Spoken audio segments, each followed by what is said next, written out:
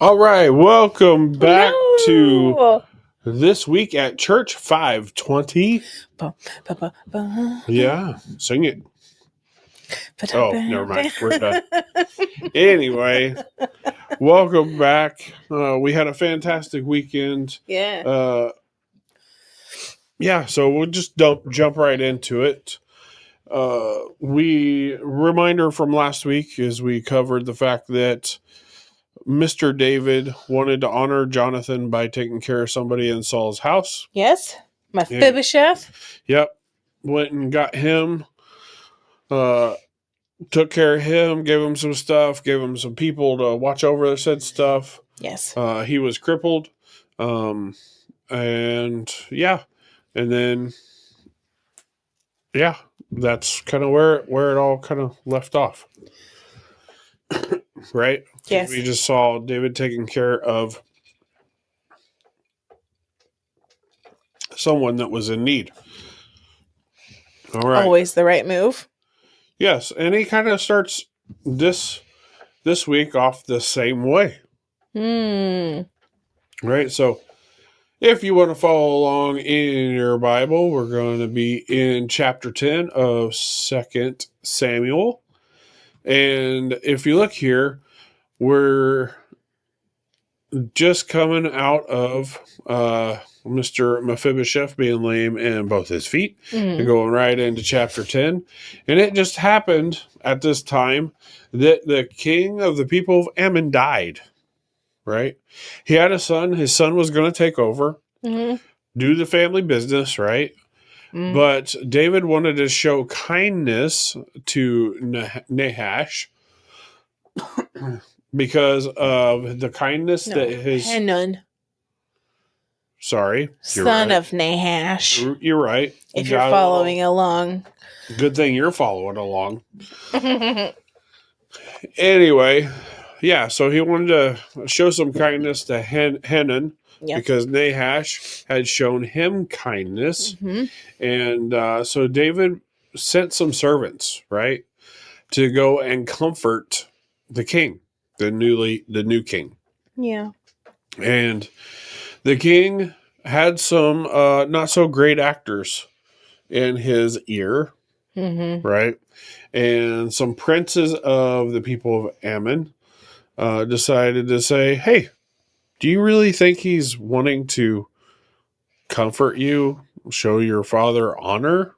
Or are they here to spy and take you and take your kingdom and overthrow you? And what a scoundrel. We've got allergies happening here. All of that fun stuff. Pardon. Right. Well, Hanun decided that he was going to listen to the bad advice. Yeah. It's unfortunate. Choose your advisors well, people. It's unfortunate, but he did. And so when he did that, he decided to take the servants of David and shave off half their beard. And then cut their garments so that their buttocks was showing. Yeah. Totes and apropes. So really, what do you think he was trying to accomplish by doing this? Embarrassment. For sure, right? Embarrassment. Excuse me. Because in ancient time, if you were to have got your beard cut off, not good. Huge disgrace. Yeah. Right? And this is not the only place where it talks about garments being cut and buttocks being shown in the Bible. It actually is talked about in another spot where it is seen as a disgrace and a shame for a people group because God is telling them, hey, you're going to have this as a judgment and the people are going to drive you out. Yeah. Right? So, not good. He's just trying to not only embarrass the servants that have come, but also David. Right. Right? And somehow, I'm assuming they had messengers.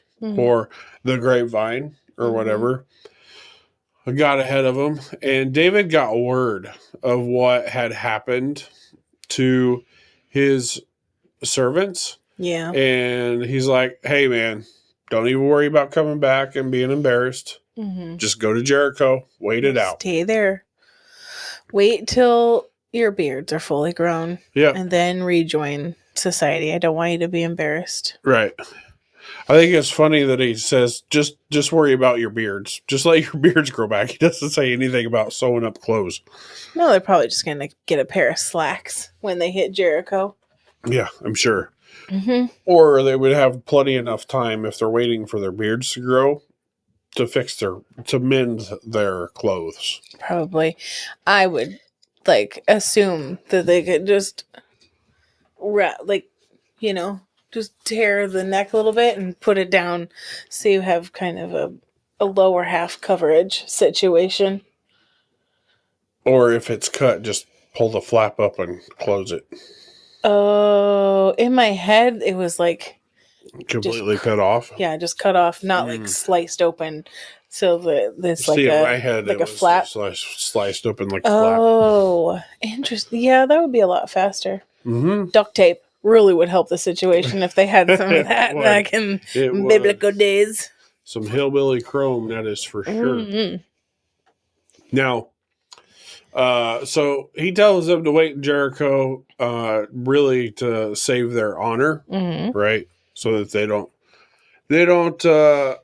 get it. They have no shame put upon them by coming back in that manner, right? Because that's not their fault. Now, the people of Ammon realize that they just did something that could be perceived as pretty bad. Oopsie poopsie.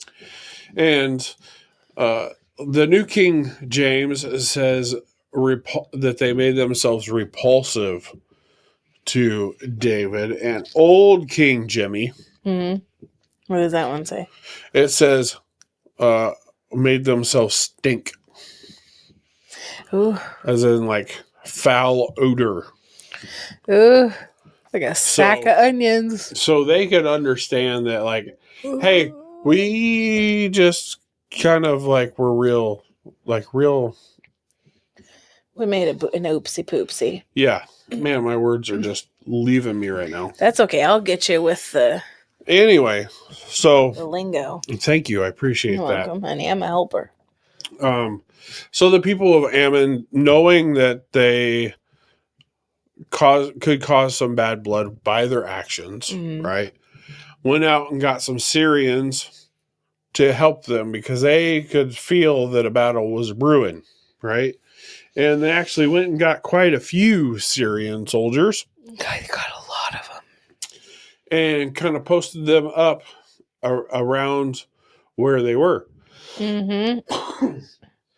Now,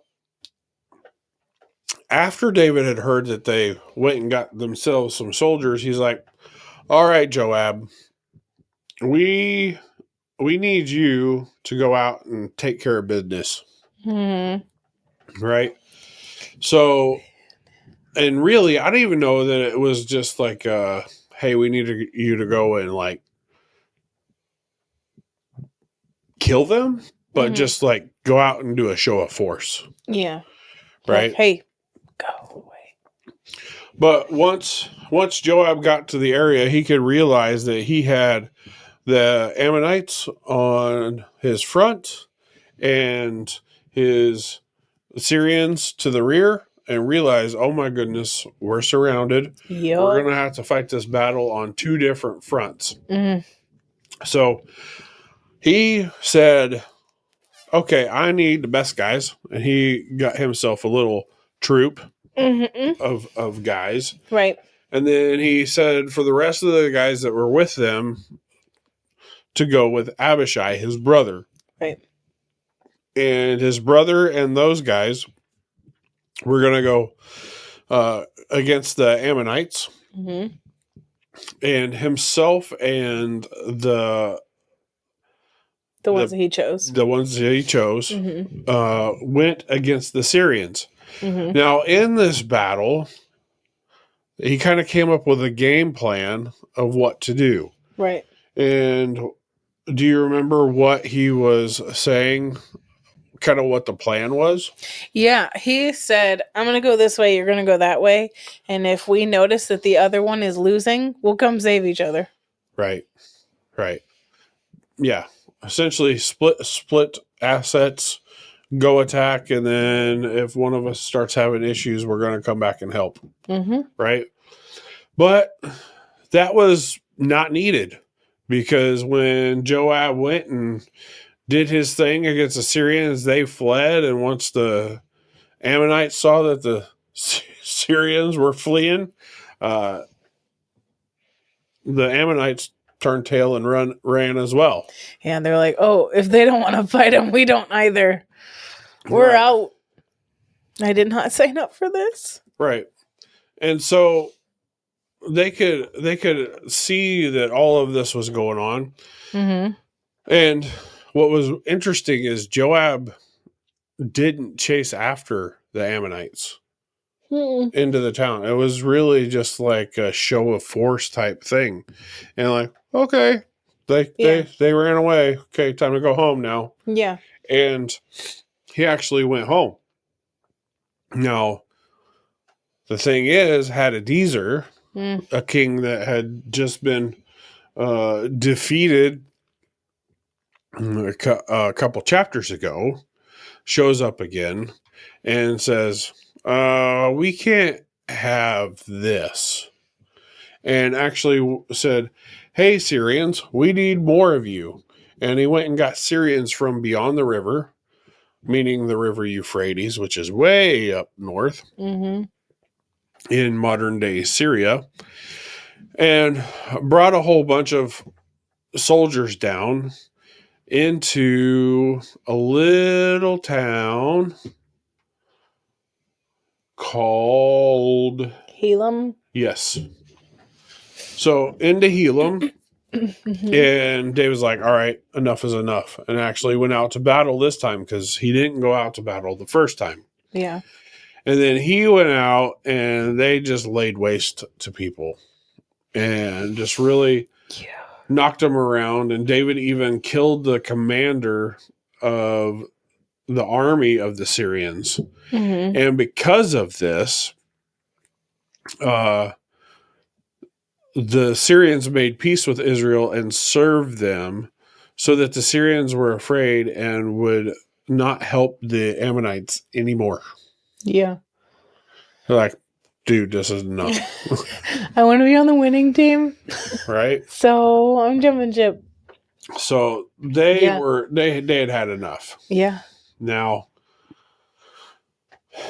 it's kind of hard to really see just what we should do here to apply this to our lives, because really it's just a bunch of fighting back and forth, right? I don't know if you want to pop it back up full screen or leave it there. Yep, you're right. There we are. Hey. Hello. So we're trying new things. People. New things here, and obviously my brain is not firing at full capacity right now. That's okay. But anyway, to fully see what's going on in this part of Scripture, right? Because we're not running around the Middle East in war, right? Right. We are not Israel, so this thing is not about us. But there are some timeless truths that we can see in here, and one of those things would be that we should live at peace with others, right? David was trying to live at peace with others.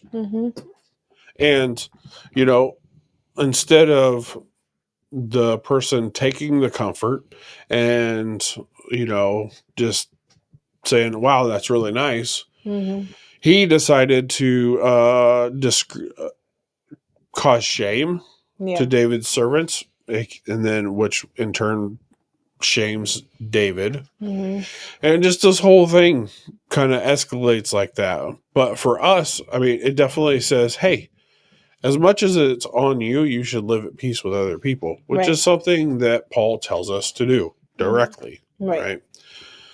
The other part is,